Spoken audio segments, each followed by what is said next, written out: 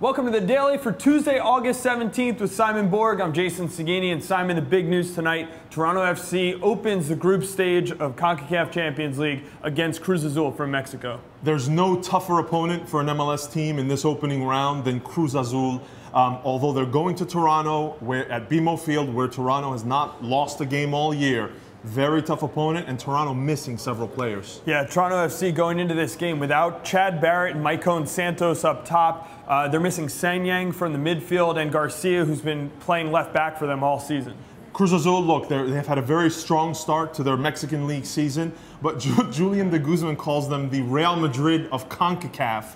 I think, look, if we're going to start taking Champions League a little seriously here, our players need to know a little bit more about these opponents. And you have a chance to watch teams like Cruz Azul every weekend. They're more like the Buffalo Bills of CONCACAF and at this moment in time. Well, we'll see what happens tonight as they kick off 8 p.m. on Fox Soccer Channel. Don't miss that. Also on Champions League, though, Simon, Adrian Hanauer had some words basically saying that he's part of the committee that's going to weigh in on this, and he thinks that MLS teams who are in Champions League should get some sort of incentive to boost their roster. And this is great news because I think we're seeing this edition, more so than any other previous edition, MLS teams taking it seriously.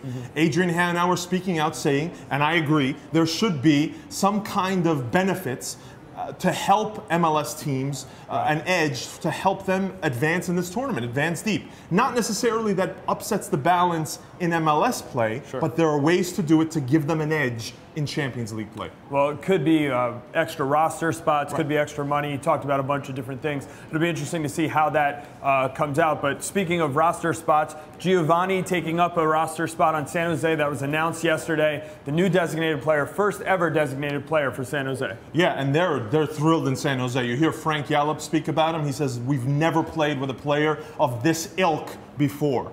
Giovanni, look, he didn't look good. No player looked good on Hull City last year. Jose Altidore didn't.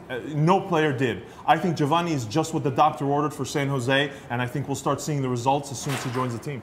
Well, not a current MLS team, Simon, but also in the news is the Montreal Impact owner Joey Saputo basically calling out his entire team. This is definitely interesting, though, as Montreal will come into MLS in 2012. So he could be the Mark Cuban type of owner that we haven't really yet seen. We've already gotten a glimpse in the past that Joey Saputo may have this in him. He's not afraid to speak his mind, and he's not afraid to go after players he's paying. It's a little bit refreshing to see it. We don't see this every day. We'll see now what comes of it.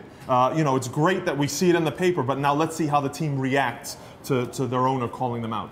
The last bit of news coming out of yesterday was Davey Armstrong, a youth player for the Colorado Academy, signing with the first team. This comes just a few days after Connor Shinosky signed with DC United. Connor Shinosky is a U20 defender who is in the DC United Academy. So MLS teams go into their academies to bolster their rosters a little bit. And the new rule adopted by the NCAA that takes into effect on August 1st is going to help this. More and more high school age players are going to get a taste of MLS training, MLS first team action. And I think we'll see more and more of these signings, which, in my opinion, goes against what Landon Donovan said. He says to increase the quality of the league, we want the middle of the range, the middle of the pack player to sign on, a Robbie Finley, those players who are on the cusp of moving to Europe. I disagree.